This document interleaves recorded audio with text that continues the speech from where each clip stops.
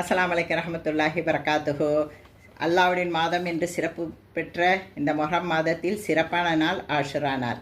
அந்த ஆஷுரா நாளில் விசேஷமான ஏதாவது துவா இருக்கிறதா என்றால் ஹதீஸில் எந்த ஆதாரமும் இல்லை. ஆனால் நபிகள் நாயகம் ஸல்லல்லாஹு அலைஹி வஸல்லம் அவர்கள் கூறுகிறார்கள், அந்த நாளில் நாம் நோன்பிருந்தால் நம்மளுடைய முதல் வருட பாவங்களுக்கு பரிகாரமாக அமையும் என்று கூறுகிறார்கள். அதனால் நாம் அந்த நாளில் நோன்பிருந்து நஃபில் தொழுகை அதிகமாக தொழுது குர்ஆன் திலாவத் செய்து அதிகமாக நம்ம சதகா கொடுக்க வேண்டும், அதிகமாக துவா செய்ய வேண்டும், அல்லாவிடம் கையேந்து அழுது துவா கேட்க வேண்டும்.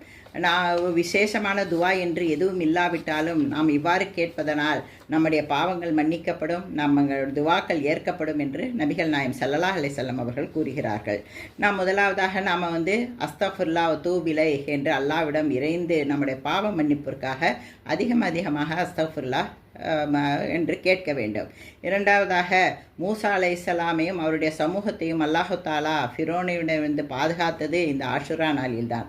அதனால் நாமும் மூசா அலைஹிஸ்ஸலாம் அல்லாஹ்விடம் கேட்டாரே அந்த துவாவை நாமும் கேட்க வேண்டும். இந்த துவாவானது ரப்பிஷ் ஷரலி சத்ரி வை யஸ்ஸிர்லி அம்ரி வஹ்லல் உஹ்தத்தன் மின் லிசானி யஃப்கஹு கௌலி. யா அல்லாஹ், எனது உள்ளத்தை விசாலமாக்கி எனது காரியத்தை எனக்கு லேசாக்கி கொடு யா அல்லாஹ் என்று இது குர்ஆனில் சூரா தாஹாவில் பதிவான செய்தி. சூரா இஸ்ராவில் பெற்றோர்களுக்காக துவா செய்யும்படி இருக்கிறது. நாம் அந்த நாளில் ஆஷுரா நாளில் பெற்றோருக்காக துவா செய்ய வேண்டும். யா அல்லாஹ், எங்கள் பெற்றோர் எங்கள் குழந்தையாக இருக்கும் பொழுது எவ்வாறு கருணையுடன் வளர்த்தார்களோ அதேபோல் என் பெற்றோர்களுக்கு நீ கருணை காட்டு யா அல்லாஹ். அவர்கள் இறந்தவர்களாக இருந்தாலும் சரி, இப்பொழுது நம்முடன் இருப்பவர்களாக இருந்தாலும் பெற்றோர்களுக்காக நாம் அதிகமாக இந்த துவாவை கேட்க வேண்டும். மேலும் உம்மத்தை எல்லா முஸ்லிம்களுக்காகவும் பாலஸ்தீன் மக்களுக்காகவும் ஜூடான் மக்களுக்காகவும் யா அல்லாஹ் உலக முஸ்லிம் அனைவர்களுக்கும் நிம்மதியும் பாதுகாப்பையும் தாய் அல்லாஹ் என்று கேட்க வேண்டும்.